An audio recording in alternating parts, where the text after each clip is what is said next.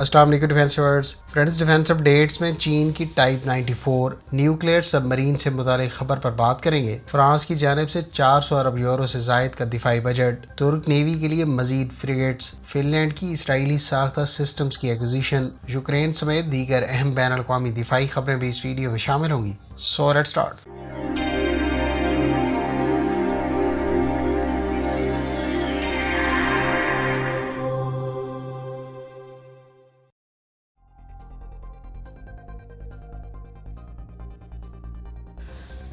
Friends, Chinese navy کے زیر استعمال ٹائپ 94 نیوکلیئر سب مرین کے بارے میں اطلاعات ہیں کہ اس کو چائنیز نیوی کی جانب سے کنٹینیوس پیٹرولز کنڈکٹ کرنے کے لیے استعمال کیا جا رہا ہے۔ چائنیز نیوی کے زیر استعمال 6 ٹائپ 94 سب مرینز دراصل نیوکلیئر پاورڈ اور نیوکلیئر آرمڈ سب مرینز ہیں۔ یہ سب مرین 137 میٹر کی لمبائی رکھتی ہے جبکہ اس کی ڈسپلیسمنٹ 11,000 ٹنز ہے۔ ٹائپ 94 سب مرین کو ایک نیوکلیئر ری ایکٹر سے پاورڈ کیا گیا ہے جس کی مدد سے یہ ایکسٹینڈڈ پیریڈز آف ٹائم تک سمندر میں رہ کر آپریشن سر انجام دے سکتی ہے۔ ٹائپ 94 سب مرین کو بنیادی طور پر 12 JL2 سب مرین لانچ بیلسٹک میزائل سے اکوپ کیا گیا تھا، جن میں سے ہر ایک missile single nuclear war had کے ساتھ 7,200 کلومیٹر کی رینج کا حامل تھا۔ تاہم 2022 کے اختتام تک ٹائپ 94 سب مرینز کو JL3 سب مرین لانچ بیلسٹک میزائل سے اکوپ کر دیا گیا جس کی رینج 10,000 کلومیٹر بتائی جاتی ہے۔ ٹائپ 94 سب مرین 140 پرسنل کو اکوموڈیٹ کر سکتی ہے جبکہ اس سب مرین کو ٹورپیڈوز کے علاوہ اینٹی شپ میزائل سے بھی پاورڈ کیا گیا ہے۔ اس کے علاوہ اس سب مرین کو ایڈوانس سینسرز اور دیگر چائنیز ساختہ ایڈوانس کمیونیکیشن سسٹم سے اکوپ کیا گیا ہے۔ واضح ہے کہ ٹائپ 94 سب مرینز نے بنیادی طور پر چائنیز نیوی کے زیر استعمال رہنے والی ٹائپ 92 سب مرینز کو ریپلیس کیا تھا۔ فرینڈز، فرانس کی حکومت نے اپنی آرمڈ فورسز کے لیے 413 بلین یوروز کا ملٹری بجٹ مختص کیا ہے۔ اس میسو ملٹری بجٹ کو آنے والے 7 سالوں تک ملٹری اکوپمنٹ اور ماڈرنائزیشن پر خرچ کیا جائے گا۔ واضح ہے کہ حالیہ 413 ارب یورو اس سے پہلے 7 سال کے لیے مختص کیے جانے والے بجٹ سے تقریباً 100 ارب یورو زائد ہے۔ فرینچ حکومت کا کہنا ہے کہ بجٹ میں اتنا زیادہ اضافہ بنیادی طور پر یوکرین وار کے تناظر میں کیا گیا ہے۔ تاہم فرینچ آرمڈ فورسز کے حوالے سے مختلف ویپنز کو لے کر اگلے 7 سالوں کے لیے کچھ رد و بدل بھی کیا گیا ہے۔ مثال کے طور پر اگلے 7 سال 42 Rafale fighter jets French year force کو فراہم کیے جانے تھے، تاہم اب اس ایکوزیشن کو 2032 تک پوسٹ پون کر دیا گیا ہے۔ یعنی اب فرینچ ایئر فورس کے پاس 137 رفال 2030 تک سروس میں رہیں گے، تاہم اس سے پہلے 185 رفال فائٹر جیٹس 2030 تک فرینچ ایئر فورس کے حوالے کیے جانے تھے۔ البتہ اس بجٹ میں یہ ڈیسائیڈ کیا گیا ہے کہ فرینچ نیوی کے لیے next generation aircraft carrier 2038 میں تیار کر لی جائے گی۔ ادھر فرینچ آرمی کے لیے جیگور آرمڈ وہیکلز، گریفن اور سیورل آرمڈ وہیکلز اور ہنڈریڈز آف گریفن وہیکلز کے علاوہ کئی دیگر آرمڈ وہیکلز کا ایکوزیشن پلان 2030 تک پوسٹ پون کر دیا گیا ہے۔ فرینچ آرمی کے لیے سیزر سیلف پروپیلڈ ہوئٹزرز اور high mobility artillery rocket system کے لیے بڑی تعداد میں ایمونیشن تیار کیا جائے گا اور اس کو 2027 سے پہلے انشور کیا جانا ہے۔ حالیہ بجٹ میں جہاں نیوکلیئر ڈیٹرنس کو مینٹین رکھنے پر زور دیا گیا ہے، وہیں ڈرونز کی ایکوزیشن اور اینٹی ڈرون وارفیئر کے حوالے سے بھی خصوصی توجہ مرکوز کی گئی ہے۔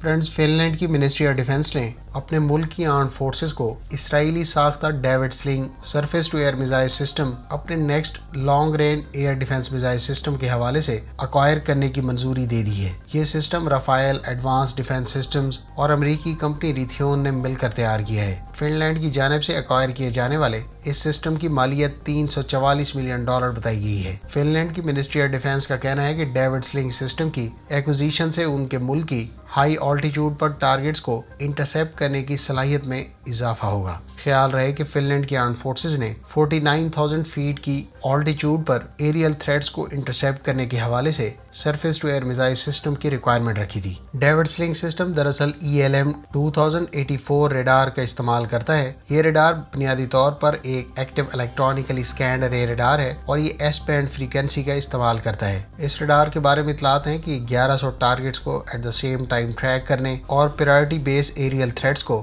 474 کلومیٹر کے ڈسٹنس پر انٹرسیپٹ کر سکتا ہے۔ فرینڈز، اسرائیل نے David Sling surface to air missile system پر کام 2006 میں شروع کیا تھا اور اس پروگرام میں اگست 2008 میں تیزی دیکھنے کو ملی تھی۔ امریکہ کی جانب سے تقریباً $1.9 ارب 2006 سے لے کر 2020 کے درمیان اس سسٹم کی ڈیولپمنٹ کے حوالے سے اسرائیل کو فراہم کیا گیا تھا۔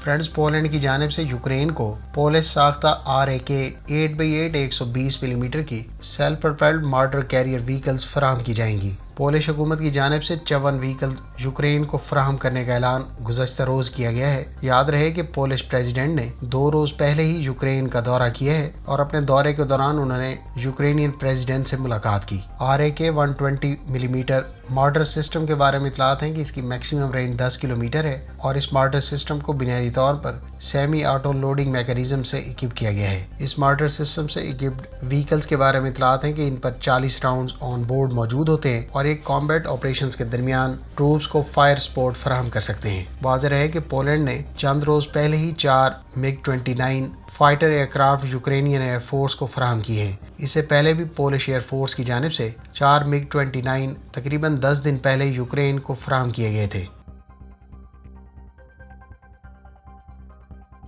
فرینڈز، ترک نیوی کے لیے مزید ملجم پروجیکٹ کے تحت 3 فریگیٹ سے متعلق کانٹریکٹ سائن کر دیا گیا ہے۔ STM کے ساتھ سائن کردہ ان پروجیکٹس کے تحت ٹرکش نیوی کو اگلے 36 ماہ میں 3 ملجم کلاس فریگیٹس فراہم کی جانی ہیں۔ خیال رہے کہ اس سے پہلے 5 ملجم کلاس فریگیٹس ٹرکش نیوی کے لیے آرڈر کی جا چکی ہیں، جن میں سے کچھ پہلے ہی سروس میں باقاعدہ شامل کر دی گئی ہیں۔ گو کہ حالیہ سائن کردہ کانٹریکٹ کے مطابق 36 ماہ ایک ایمبیشیس پیریڈ معلوم ہوتا ہے، تاہم ایگزیکٹو کمیٹی کی جانب سے اب سے 4 سے 5 ماہ پہلے اس بارے میں ڈیسیژن کر لیا گیا تھا۔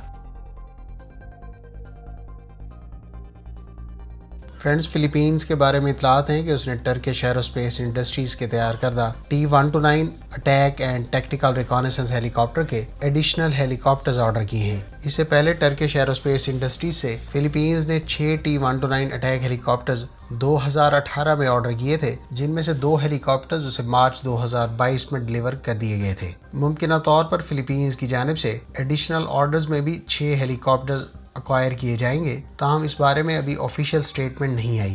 فلپینز کی جانب سے 2018 میں سائن کردہ 6 T-129 اٹیک ہیلی کاپٹرز کی ڈیل کی مالیت $280 ملین بتائی گئی تھی اور فلپینز کو اس حوالے سے آخری 2 ہیلی کاپٹر 2024 میں ڈیلیور کیے جانے ہیں۔ واضح ہے کہ فلپینز کو فراہم کردہ T-129 اٹیک ہیلی کاپٹرز امریکن ساختہ انجن سے ہی اکوپڈ ہیں اور فلپینز کی درخواست پر امریکہ نے ٹرکش ایروسپیس انڈسٹریز کو ان ہیلی کاپٹرز کے انجن ایکسپورٹ کا لائسنس جاری کیا تھا۔ خیال رہے کہ T-129 اٹیک ہیلی کاپٹر 280 کلومیٹر پر آور سے زائد کی سپیڈ سے 3 گھنٹے تک مسلسل فضا میں رہ کر آپریشن سر انجام دے سکتا ہے۔ یہ 15,000 فیٹ کی بلندی پر پرواز کرنے اور 537 کلومیٹر کی رینج کا حامل ہے۔ T-129 اٹیک ہیلی کاپٹر پر 16 راکٹ سان کے تیار کردہ سیرٹ میزائلز یا پھر 8 L-49 laser guided anti tank missiles کو کیری کیا جا سکتا ہے۔ اس کے علاوہ اس کے دیگر ویپنز میں 70 اور 76 ملی میٹر کے ان گائیڈڈ راکٹس اور 8 سٹنگر میزائلز کو بھی کیری کیا جا سکتا ہے۔ ٹرکش ایروسپیس انڈسٹریز کی جانب سے اب تک ٹوٹل 80 T-129 اٹیک ہیلی کاپٹرز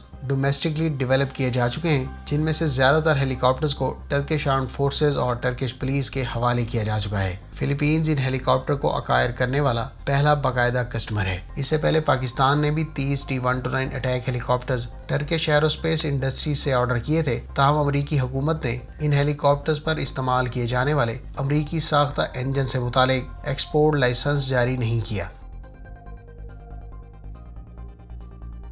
فرینڈز، یہ تھیں آج کی ڈیفنس اپڈیٹس۔ امید ہے اس ویڈیو سے آپ کی معلومات میں اضافہ ہوگا۔ ملتے ہیں نیکسٹ ویڈیو کے ساتھ، اپنی دعاؤں میں یاد رکھیے گا۔ اللہ حافظ۔ پاکستان زندہ باد۔